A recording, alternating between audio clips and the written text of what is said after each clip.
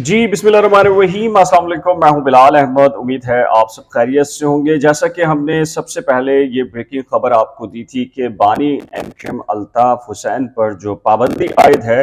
एक बार फिर Sindh high court में एक दरख्वास्त दायर कर दी गई है। और वो दरख्वास्त क्या है, मैं सबसे पहले आपके सामने वो दरख्वास्त, उसका मतन और उस पर क्या ग्राउंड लिया गया है, और फिर एक अहम सवाल ये कि लाहौर हाई कोर्ट के बजाय सिंध हाई कोर्ट में ये दरख्वास्त क्यों दायर की गई है, किस तनाजुर में दायर की गई है, और सिंध हाई कोर्ट में दायर करने की वजह क्या है। ये दरख्वास्त मैं आपके सामने इसका जो पूरा कंटेंट है वो बयान करने जा रहा हूं, और आपको ये दरख्वास्त दिखा भी रहा हूं कि कितने सफ़ात पर मुश्तमिल है, किस किस को ये फरीक बनाया गया है, कौन से जजिस ने इस दरख्वास्त को सुनना है कल। तमाम तर जो मालूमात हैं वो आपसे शेयर करूंगा। तो सबसे पहले बात कर लेते हैं कि जी इसमें पिटिशनर और जो रिस्पोंडेंट हैं वो कौन कौन हैं, और फिर इसमें जो कंटेंट बयान किया गया है, वो जो ग्राउंड है इस कॉन्स्टिट्यूशन पिटीशन में वो कौन सा दिया गया है, और इसके इम्कानात कितने हैं कि इस दरख्वास्त को सुना जाएगा कल। तो सबसे पहले बात कर लेते हैं जी, निसार अहमद इसमें पिटिशनर हैं। और इसमें बात की जाए रिस्पोंडेंट्स की, तो सेक्रेटरी मिनिस्ट्री ऑफ इंटीरियर यानी कि federal secretary ministry of interior, वफाकी वजारत दाखिला, और सेकंड मिनिस्ट्री ऑफ लॉ यानी कि वफाकी वजारत कानून, और थर्ड इसमें बनाया गया है मिनिस्ट्री इंफॉर्मेशन ऑफ पाकिस्तान, वजारत इत्तलात वफाकी पाकिस्तान, और चौथा चूंकि ये पाबंदी जो है वो पैमरा की जानिब से लगाई गई थी एक नोटिफिकेशन के थ्रू, तो पैमरा को भी फरीक बनाया गया है, रिस्पोंडेंट नंबर 4 की रखा गया है उसको। और अब बात करते हैं इसमें कि जी पिटिशनर ने अपने बारे में क्या कहा है। पहले तो पिटिशनर ने ये बताया है कि जी वो 2013 में PS 127 से मुंतखब हुए, फिर उसके बाद NA 246 से 2002 और 2007 में वो जो MNA मुंतखब हुए। इसके साथ ही उनका ये कहना है कि कराची और जो शहरी सिंध है और पूरे पाकिस्तान है, उनमें लाखों लोगों की जो हमदर्दियां और जो सियासी वाबस्तगी है वो अल्ताफ हुसैन से है। और अल्ताफ हुसैन पाकिस्तान के वो वाहिद सियासी लीडर या कायद हैं जो कि मिडिल क्लास जो लोग हैं उनको रिप्रेजेंट करते हैं, या मुल्क का जो गरीब तबका है, मिडिल क्लास तबका है, उसकी नुमाइंदगी करते हैं अल्ताफ हुसैन। और ना सिर्फ बल्कि नुमाइंदगी करते हैं, बल्कि लाखों ऐसे लोग हैं जो उनकी उस स्ट्रगल की वजह से उनसे बेपनाह मोहब्बत करते हैं, उनको सुनना चाहते हैं, उनको देखना चाहते हैं, और उनकी सियासी सरगर्मियां देखना चाहते हैं। पॉइंट नंबर 4 पर जो निसार अहमद पमर साहब ने मौक़िफ़ अख्तियार किया है, वो ये कहा है कि चूंकि गरीबों और मिडिल क्लास की नुमाइंदगी की वजह से अल्ताफ हुसैन की शोहरत बहुत ज़्यादा है, और उन्होंने इस सिलसिले में खिदमत खल्क एक फाउंडेशन बनाई थी जो कि लाखों मिलियंस ऑफ वीडियोस का जिक्र किया है, कि जिसमें लाखों जो बेवाएं हैं, यतीम हैं, गरीब हैं, उनकी मदद की जाती है। और इसके साथ साथ ये बताया है दरख्वास्त में कि अल्ताफ हुसैन मुहिब्बे वतन पाकिस्तानी हैं, पाकिस्तान का दर्द रखते हैं, और दौरान हिजरत उनके बुजुर्गों ने कुर्बानियां दी और पाकिस्तान के क़याम में एक अहम किरदार अदा किया है। अच्छा, अब 6 नंबर जो पॉइंट है उसमें निसार अहमद ये कहते हैं कि जो उनकी सियासी तकारीर हैं उसको मिसअंडरस्टैंडिंग किया गया, और इसकी वजह से उनके ऊपर लाइफ जो है पाबंदी लगा दी गई। उनका तनाजुर जो था उसको जो है वो गलत उसका रुख दिया गया, और उसकी वजह से उनको लाइफ पाबंदी का सामना है। और ये पैमरा ने एक नोटिफिकेशन जारी किया जिसके तहत उनकी जो लाइव तकारीर हैं या तस्वीर है या खबर है वो भी पाकिस्तान का जो मेन स्ट्रीम मीडिया है उसके ऊपर मुकम्मल तौर पर बैन लगा दिया गया। और इसके बाद ये कहा है कि जी कि अल्ताफ हुसैन ने उसके बाद बाकायदा तौर के ऊपर अगर उनकी तकारीर का जो मतन था उसका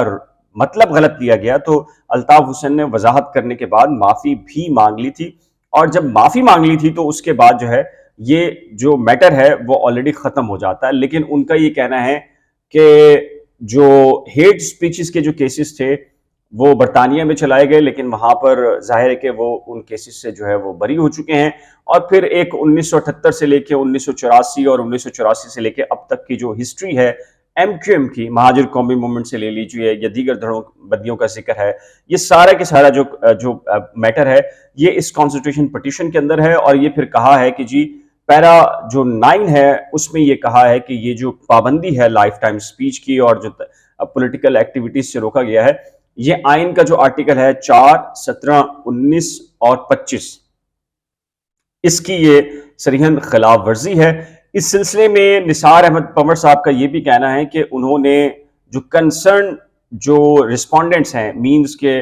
وفاقی وزارت قانون، پیمبرا، وزارت اطلاعات و نشریات اور وفاقی وزارت داخلہ، ان سب سے رجوع کیا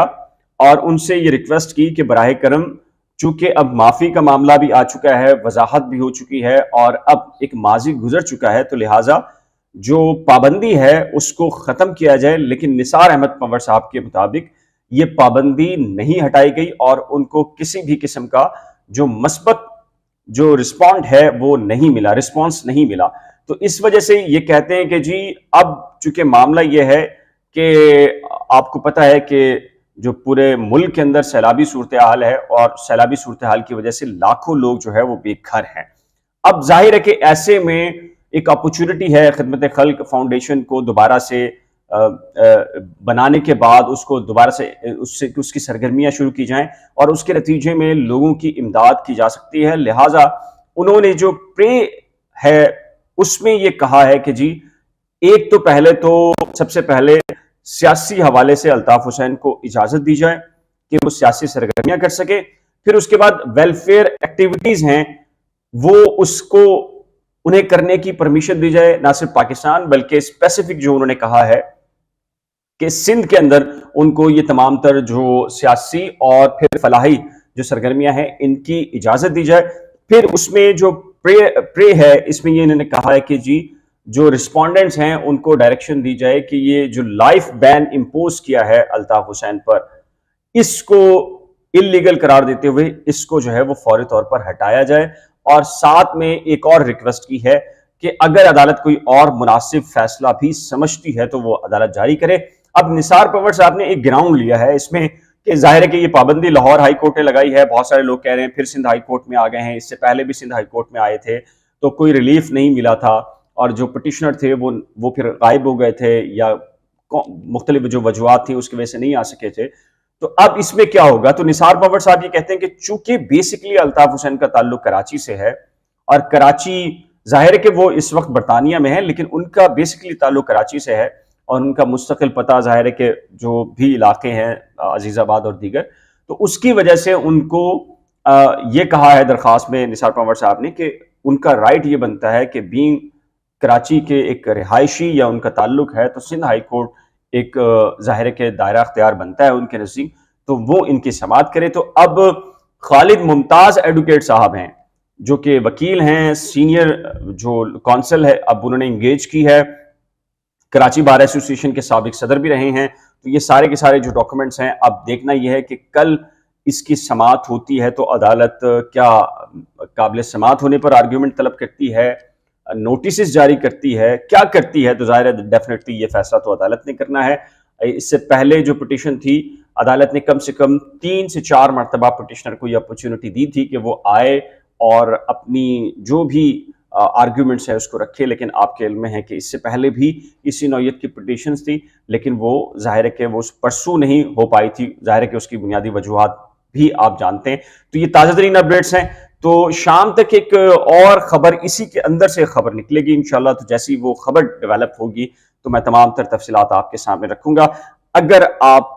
کی رائے کیا ہے اس سلسلے میں، اپنی قیمتی رائے کا اظہار نیچے دیے گئے کمنٹ سیکشن میں ضرور تحریر کیجیے گا۔ ایک نئے ولاگ کے ساتھ جلد ملیں گے، لیکن اس سے پہلے ریکویسٹ ہے کہ کرنٹ افیئرز ود بلال اور نئی کھوج کو اگر ابھی تک آپ نے سبسکرائب نہیں کیا تو براہ کرم سبسکرائب، ویڈیو کو شیئر، لائک اور بیل آئیکن کو لازم پریس کیجیے گا۔ اللہ حافظ۔